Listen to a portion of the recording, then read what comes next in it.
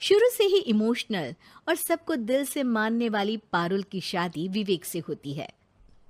क्या है यार, शादी के वक्त तो तुम दुबली हो गई थी, लेकिन शादी के 2 साल में ही फिर फूलकर गुप्पा हो गई हो। पारुल के साथ अब विवेक का व्यवहार बदल गया। सास ससुर भी बिना बात के ताने देते।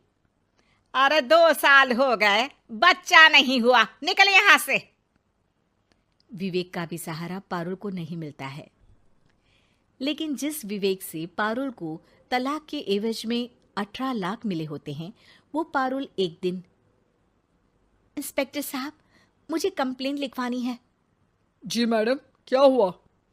चीटिंग, एक लड़के ने मेरे 6 लाख रुपए लूटे हैं। पुलिस वाला पारुल को ऊपर से नीचे तक देखता है। मामला क्या है, विस्तार से बताइए। पारुल फिर जो बताना शुरू करती है, उसके बाद इंसानियत से भरोसा उठना लाजमी है।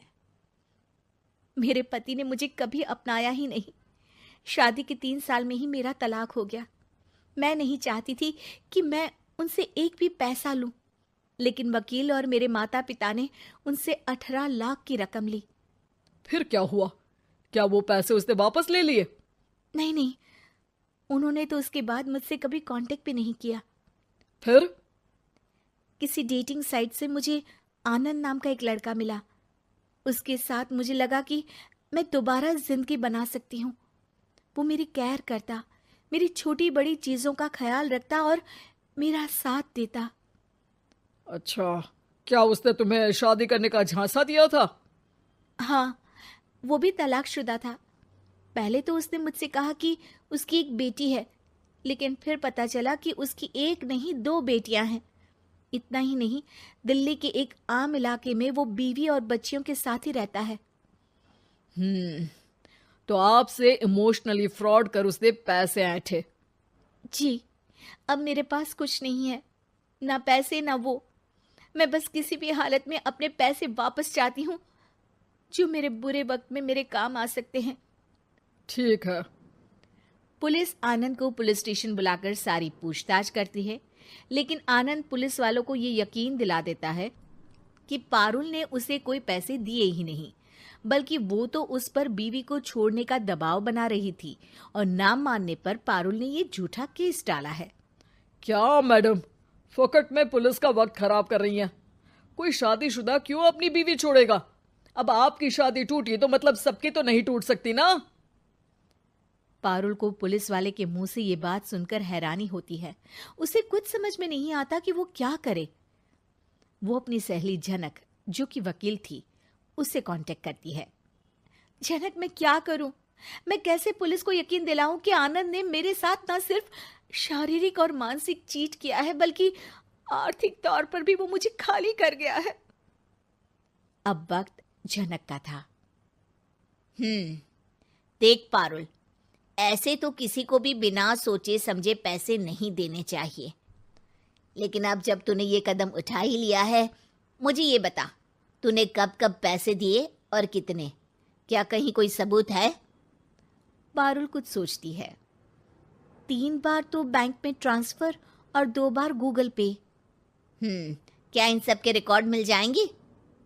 हाँ, क्यों नहीं, मैं बैंक से सब निकाल लाऊंगी। अगले दिन पारुल सारी स्टेटमेंट झनक के सामने रखती है और वो व्हाट्सएप की चैट भी दिखाती है, जिसमें कई बार आनंद ने ये बात कबूली थी कि वो उसके पूरे 6 लाख जल्द ही देगा।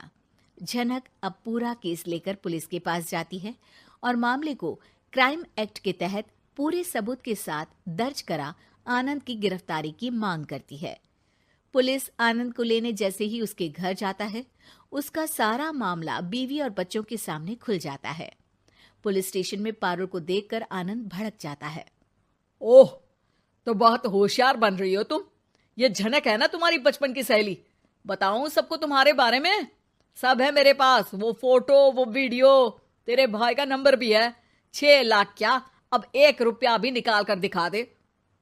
वो पुलिस स्टेशन में जोर जोर से चिल्ला रहा था कि तभी पुलिस के एक सीनियर ऑफिसर को गुस्सा आ जाता है। क्यों चिल्ला रहा है? अब तो सारे सबूत है तेरे खिलाफ। ऊपर से यहां चिल्ला चिल्ला कर तूने खुद को तो गड्ढे में धकेल दिया है। जल्दी बता, लड़की के पैसे लौट आता है या फिर? आनंद डर जाता है। तभी उसकी बीवी और बच्चे पुलिस स्टेशन में आकर पारुल के पैसों का बैग देते हैं। मेरे पति को माफ कर दीजिए, प्लीज उन्हें पुलिस से बचा लीजिए। मेरे छोटे बच्चे हैं, ये कैसे रहेंगे? होता भी यही है। पारुल केस वापस ले लेती है, लेकिन उस सबक के साथ कि इमोशनल होकर किसी को भी अपना पैसा नहीं देना चाहिए। झूठ बोलकर रिश्ते कभी ना बनते हैं और ना ही निभते हैं।